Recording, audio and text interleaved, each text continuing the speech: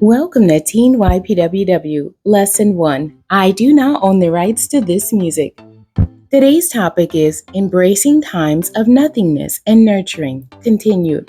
The lesson text is coming out of Isaiah chapter 40, verses 30 through 31, Psalms chapter 37, verses 8 through 10, Romans chapter 4, verses 16 through 18.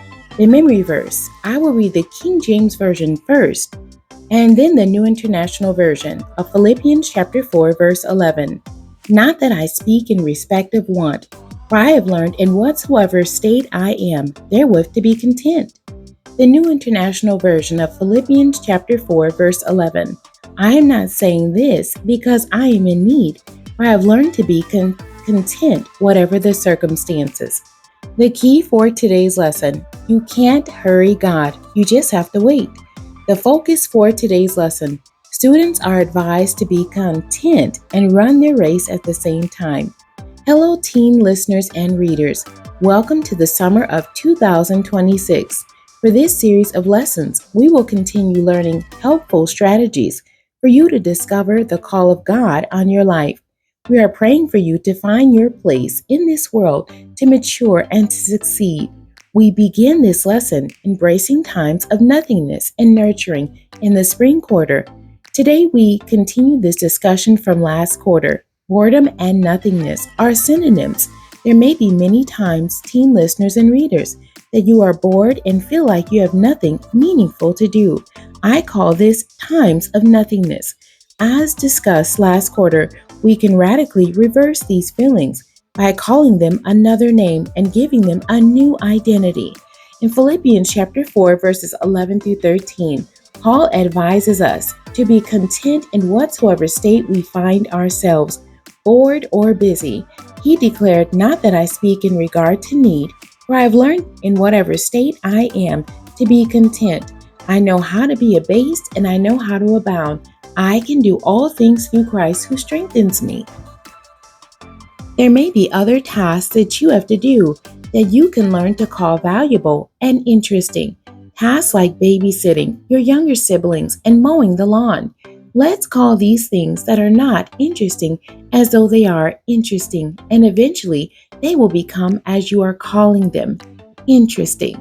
On the next level of this spectrum, there are numerous activities that you can do that will help you to embrace times of nothingness, so that God can nurture your spirit as you mature and run your race. These events may not be just what you would like to do, but if they are made available to you, then participate in them. By doing so, the boring seasons in your life will transform into interesting seasons while you wait to do the things that you really want to do. The table in the book 2.1 is a listing of activities that you can consider doing when you are bored. These quite meaningful events will strengthen your skills and increase your knowledge. They are precious investments of your time that will help to keep you on the destined path for your life. The table.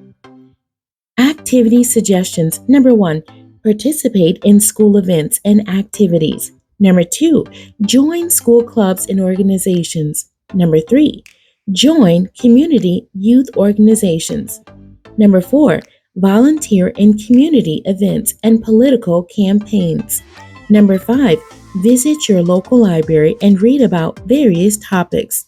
Number 6, research topics in which you are interested. Number 7, become active in the youth activities at your local church. Number 8, begin a journal and write in it as often as possible.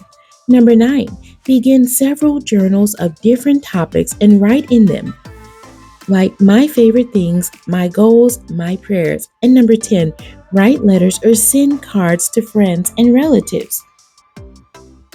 God uses all the events in our lives to teach us valuable principles that one day will prove to be priceless in our lives. Mastering the mundane and the boring builds your character, perseverance, and maturity. Instead of worrying about being on the fast track to becoming an adult, give new value to the boring things that you are required to do. This radical reversal of ideology will change your thoughts. Begin by calling those things that are boring, valuable, and interesting. The skill of finding the goodness and fun in every boring, mundane assignment is a worthy challenge. The question or discussion starters today are: number one, why is it important that we value the times we are bored?